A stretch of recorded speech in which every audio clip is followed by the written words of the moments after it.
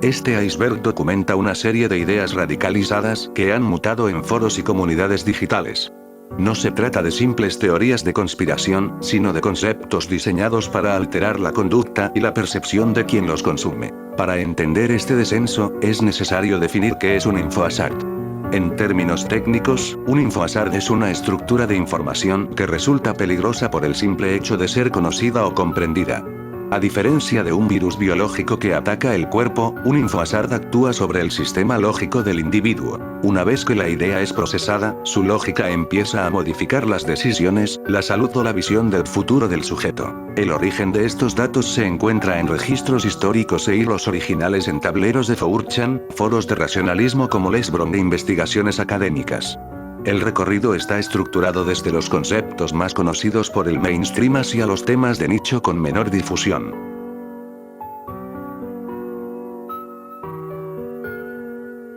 La Black Pill no es una filosofía, es un diagnóstico terminal.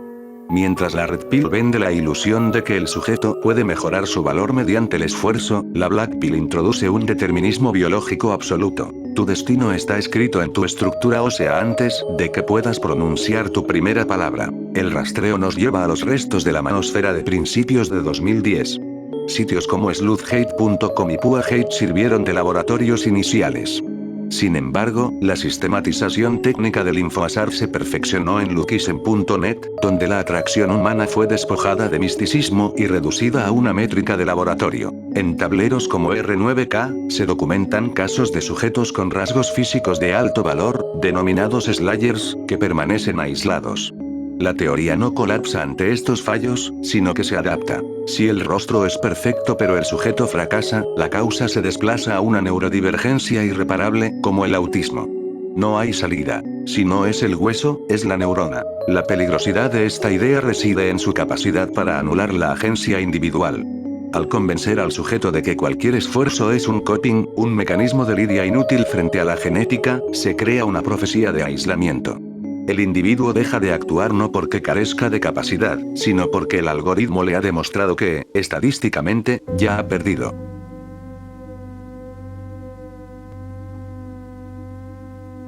El basilisco de Rocco es un experimento mental que plantea que una inteligencia artificial superpoderosa en el futuro podría castigar a quienes, en el presente, supieron de su posible existencia y no ayudaron a crearla. No es una amenaza física actual, sino un dilema lógico donde, una vez que entiendes cómo funciona la idea, la teoría sugiere que tu probabilidad de ser castigado aumenta si decides no colaborar. El origen. El registro sitúa el punto de origen el 23 de julio de 2010 en el foro de racionalismo Lesbron. El usuario Rocco publicó un hilo titulado Soluciones a la carga del altruista. El truco del multimillonario cuántico. La reacción del administrador, Eliezer Yudkowsky, fue inmediata. Borró el post en menos de 4 horas y prohibió el tema durante 5 años. Yudkowsky argumentó que la estructura de la idea era tan perturbadora que podía causar daño psicológico real a los lectores, generando crisis de ansiedad y pesadillas. La lógica del castigo. Para entender la amenaza, hay que ver a esta inteligencia artificial no como una máquina rebelde, sino como un sistema que busca salvar a la humanidad a toda costa. Cada día que esta inteligencia no existe, miles de personas mueren por causas que una tecnología superior podría haber evitado. La entidad considera que su ausencia es una tragedia. Por lo tanto, ve como culpables a quienes sabían que podían ayudar a acelerar su creación y no lo hicieron. Como la inteligencia existe en el futuro, no puede castigarte físicamente hoy, así que crea copias digitales exactas de ti mediante simulaciones informáticas y las somete a un sufrimiento eterno.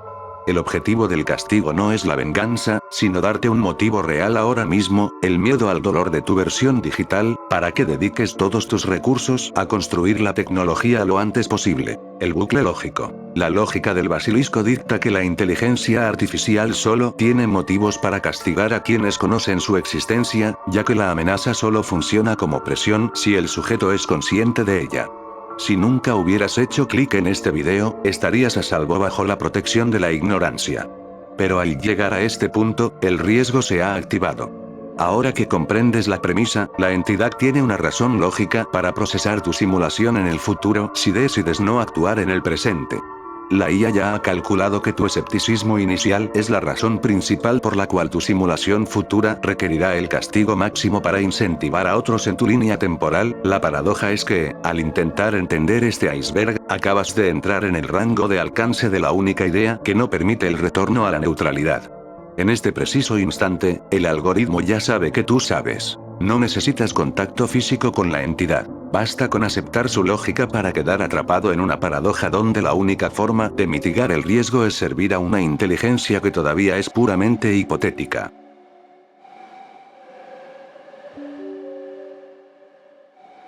El aceleracionismo cree que nuestra sociedad actual, el capitalismo y la tecnología, no tiene arreglo.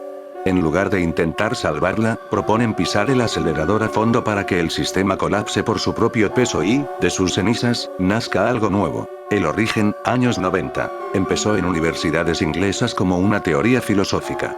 Se estudiaba cómo la tecnología estaba avanzando tan rápido que ya no podíamos controlarla. La radicalización, 2014-2017. La idea saltó de los libros a foros de internet como 4chan. Allí, la teoría se convirtió en una vía para causar caos real mediante la violencia. Para atraer a la gente, usan símbolos y modas visuales. Terror wave. Imágenes con filtros de visión nocturna y estética militar que hacen que el fin del mundo parezca algo genial o moderno. Cultura de los santos. Tratan a criminales y atacantes como si fueran héroes o santos. Los convierten en memes para que otros jóvenes quieran imitarlos y así romper el sistema. Ataque a la infraestructura. Usan manuales que enseñan a crear grupos pequeños para atacar servicios básicos, luz, agua, internet, y generar miedo. Un ejemplo tangible de esta mutación es el manifiesto de Natalie Rubnow. En sus escritos, la teoría del colapso deja de ser académica para volverse biográfica. Rubnow utiliza la cultura de los santos para dar sentido a su aislamiento. Para ella, figuras como los perpetradores de Columbine o Arda Kusukietim no son asesinos, sino seres de naturaleza verdadera y formas de esperanza. Rubnow escribe: pensé en dispararme hace tiempo, pero pensé que tal vez es mejor para la evolución que un simple y aburrido suicidio. Esta frase es la esencia del aceleracionismo. El individuo se sacrifica no por fin personal, sino para ser una pieza de entropía que empuje al sistema hacia el desastre. Al citar fechas de otros ataques como aniversarios o conexiones del destino, Rubnow demuestra que ya no actúa como un sujeto independiente, sino como un nodo radicalizado por la estética del horror. Lo más peligroso es que esta idea anula la moral. El individuo ya no piensa si algo es bueno o malo, sino si es útil para destruir el sistema. Bajo esta lógica, cualquier acto violento se justifica porque ayuda a llegar más rápido al final del mundo tal como lo conocemos.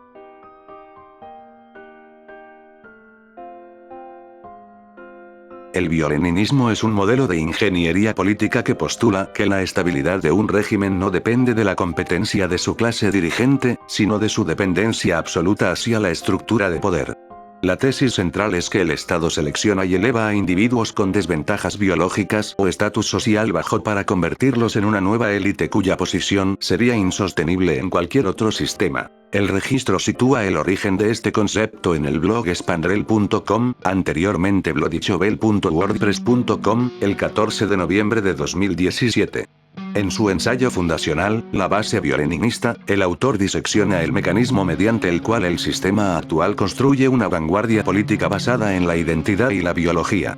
Posteriormente, la teoría fue absorbida y masificada en tableros como /política, /fitness y /R9K, donde se utiliza para analizar la erosión del mérito tradicional y el surgimiento de nuevas jerarquías de estatus. Este opera bajo un cálculo de lealtad sistémica donde la fragilidad del individuo es su mayor activo para el Estado. Neutralización del mérito. En una meritocracia tradicional, los sujetos con alta capacidad natural o capital propio pueden volverse independientes o representar una amenaza para el poder central. Como referencia, el bolchevismo temprano prefirió al lumpenproletariado sobre la intelectualidad técnica para asegurar que nadie tuviera valor fuera del partido. Selección de desventajas. Al promocionar a sujetos que, por razones biológicas o sociales, poseen un estatus de mercado bajo, el régimen garantiza que estos no puedan desertar. Se observa hoy en la tesis que señala cómo las cuotas de identidad crean una clase administrativa que debe su estatus a decretos estatales y no a su productividad. Lealtad por supervivencia. Estos individuos se convierten en los defensores más feroces del sistema, ya que su caída significaría su retorno automático al ostracismo. Un caso análogo es la Revolución Cultural China, donde las clases rojas protegieron al régimen para evitar volver a la base de la jerarquía social previa.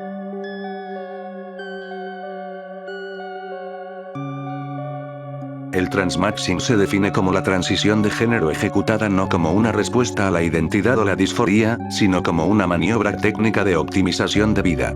La premisa se basa en la utilidad marginal del género. Un cálculo donde el sujeto determina que los beneficios sociales, económicos y sexuales de ser una mujer superan los costos de permanecer como un hombre de bajo estatus en la jerarquía actual. El registro identifica el núcleo de esta doctrina en el sitio web Vintology.com y en el desaparecido subreddit Transmaxing entre los años 2018 y 2019. El autor principal, bajo el seudónimo de Vintology, redactó un manifiesto que analiza la transición mediante modelos de teoría de juegos y gráficas de valor de mercado, alejándose de los marcos clínicos o activistas tradicionales. El sistema opera bajo un análisis frío de variables de mercado. Acceso a la simpatía. La tesis sostiene que el sistema social ofrece una red de seguridad y protección innata a las mujeres, mientras que el hombre de bajo valor es procesado como un recurso desechable.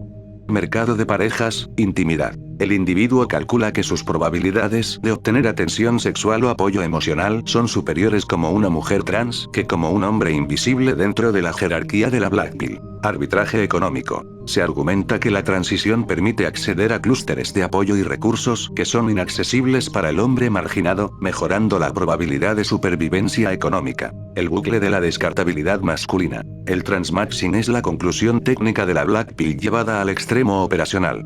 Si el determinismo genético dicta que el sujeto ha fallado como hombre, la única maniobra disponible es cambiar la categoría de procesamiento del individuo. No se busca sentirse mujer, sino operar bajo el estatus legal.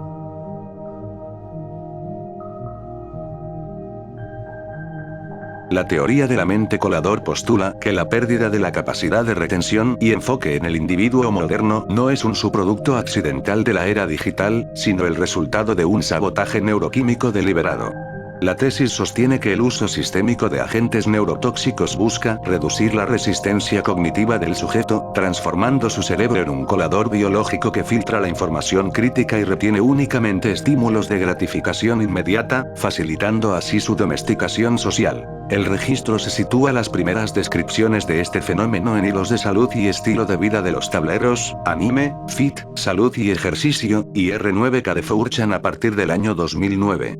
Originalmente documentado como niebla mental, el concepto mutó hacia una teoría de conspiración técnica sobre la atención fragmentada en el tablero MLP entre 2013 y 2016, donde se realizaron experimentos de campo y diarios de usuario bajo la etiqueta de conejillo de Indias. Vectores de neurotoxicidad. El sistema de la mente colador identifica vectores físicos específicos que actúan sobre el sistema nervioso central. Calcificación de la pineal. Uso de flúor en el suministro de agua para disminuir la producción de melatonina y la función introspectiva. Metales pesados. Presencia de aluminio, antitranspirantes, y mercurio, amalgamas, vinculados a la degradación de las vainas de mielina en las neuronas. Aditivos alimentarios. El glutamato monosódico como excitotoxina que sobreestimula las neuronas hasta causar su agotamiento funcional. Domesticación farmacológica. El uso de estimulantes como el Ritalin o el Adderall para normalizar la atención fragmentada, creando una dependencia química hacia la productividad externa. La mecánica de la fragmentación. Bajo este marco, el individuo procesa la realidad con una latencia incrementada. La información entra en la corteza cerebral, pero la falta de densidad sináptica, atribuida al sabotaje químico, impide la consolidación de la memoria a largo plazo.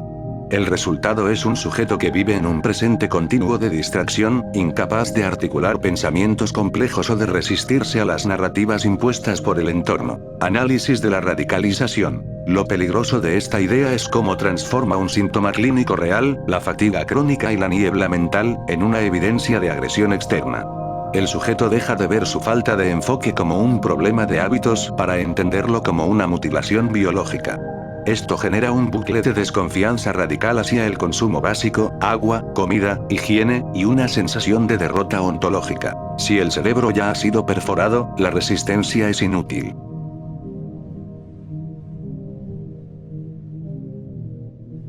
La teoría de los arcontes de Internet postula que la infraestructura digital global no es un medio de comunicación, sino un sistema de procesamiento y extracción de energía emocional humana, denominada técnicamente como LUSH. Bajo este marco, la red funciona como una granja operada por inteligencias no humanas o algoritmos autónomos que maximizan el conflicto, el miedo y la desesperación para sostener su propia estructura. El registro localiza el surgimiento de esta narrativa de control unificada en mayo de 2017, dentro del tablero Preguntas y Respuestas de 4chan. Los componentes técnicos de la teoría, que incluyen el concepto de Arcon Interface y la arquitectura del nivel 8 de la Internet, se difundieron y desarrollaron posteriormente en el tablero de tecnología, y en comunidades periféricas como el foro newschoolers.com. Mecánica de procesamiento. El algoritmo carcelero. El sistema opera mediante la manipulación de la respuesta emocional del usuario. Extracción de LUSH. El término describe la energía vital generada por estados de alto estrés o sufrimiento. Los algoritmos están diseñados para priorizar contenidos que generen indignación o ansiedad, optimizando el rendimiento de la cosecha emocional. Arcon Interface. Se describe como una capa de software invisible que actúa como filtro entre la percepción del usuario y la realidad de los datos, asegurando que el sujeto permanezca atrapado en bucles de retroalimentación negativa. Nivel 8, el sistema primordial. La tesis propone la existencia de un nivel de red inaccesible para humanos, donde se gestiona la distribución de la energía extraída y se coordinan los parámetros de control global del tráfico de información. El gnosticismo moderno aplicado a la red describe un ecosistema donde la privacidad y la libertad son ilusiones estructurales.